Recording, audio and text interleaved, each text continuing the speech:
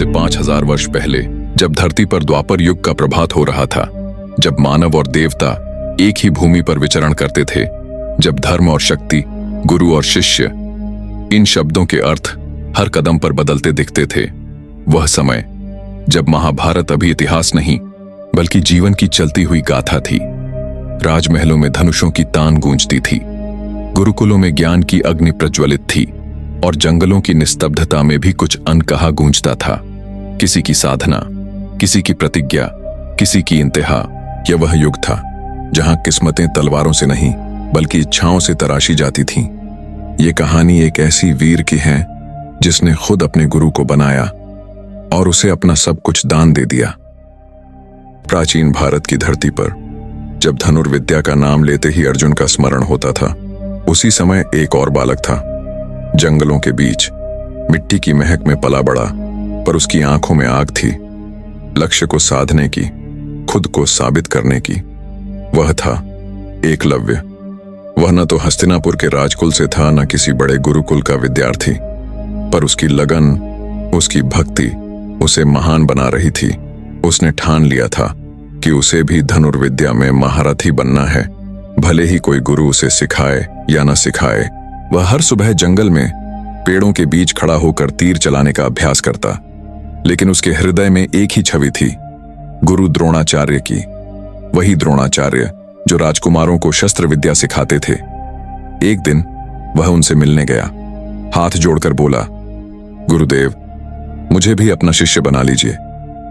पर द्रोण ने कहा, मैं तो केवल राजकुल के बच्चों को शिक्षा देता हूं। यह सुनकर एकलव्य की आंखों में क्षण भर के लिए दर्द उभरा, पर अगले ही क्षण वह मुस्कुराया, क्योंकि उसकी आस्था किसी अनुमति पर निर्भर नहीं थी। वह लौटा और द्रोणाचार्य की मिट्टी की मूर्ति बनाई, हाथ जोड़कर बोला, आपने भले मुझे शिष्य न माना हो, पर मैंने आपको अपना गुरु स्वीकार कर लिया है।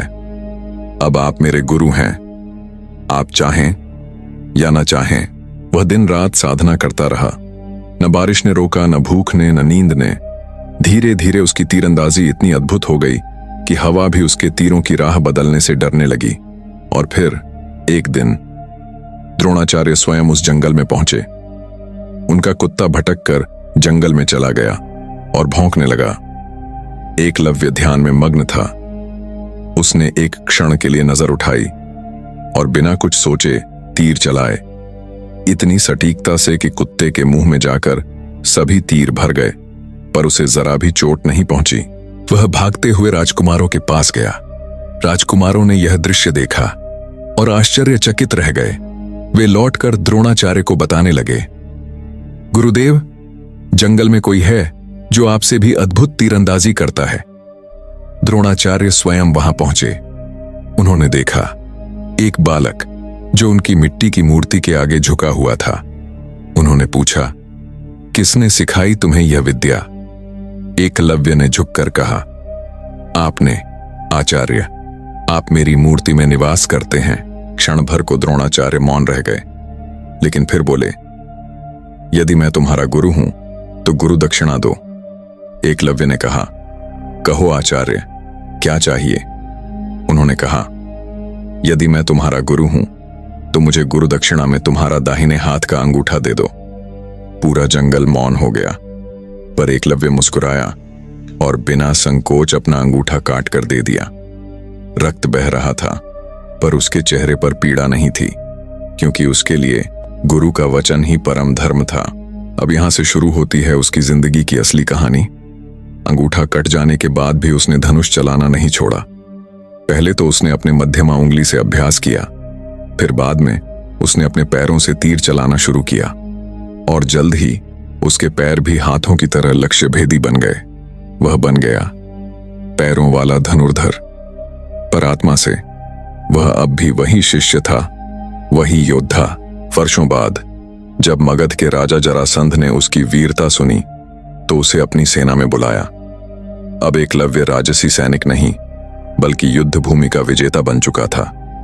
किस्मत को शायद यही मंजूर था कि उसका अंतिम सामना उन्हीं लोगों से हो जिनकी वजह से उसकी यात्रा शुरू हुई थी।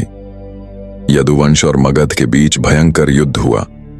धरती कांप उठी, आकाश में बाणों की वर्षा हुई। एकलव्य अपने पैरों से धनुष साधकर बिजली की गति से तीर चला रहा था। किसी की भी उसके सामने आने की हिम्मत नहीं हो रही थी। हर तीर एक लक्ष्य, हर लक्ष्य एक सटीकता। सेना कांप उठी, क्योंकि ऐसा योद्धा उन्होंने पहले कभी नहीं देखा था। कोई भी उसके सामने टिक नहीं पा रहा था। तब श्री कृष्ण आगे बढ़े। उन्होंने कहा, एकलव्य, तुम महान हो, पर तुम अधर्म के साथ खड़े हो। एकलव्य शांत स्वर में बोला, माधव, मैं केवल अपना धर्म जानता हूं, अपने राजा के प्रति निष्ठा।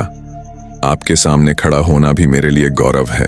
कृष्ण मुस्कुराए और बोले, तो आज तुम्हें वही वरदान दूं जो केवल सच्चे योद्धाओं को मिलता है, अमरता, नाम की अमरता।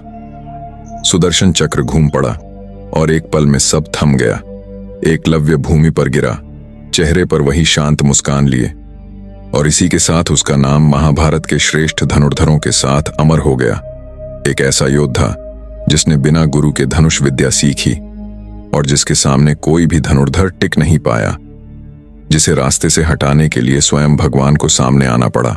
आज भी जब कोई गुरु भक्ति की बात करता है तो एकलव्य का नाम लिया जाता है, पर जब समर्पण की बात होती है तो इतिहास झुक जाता है एकलव्य के आगे।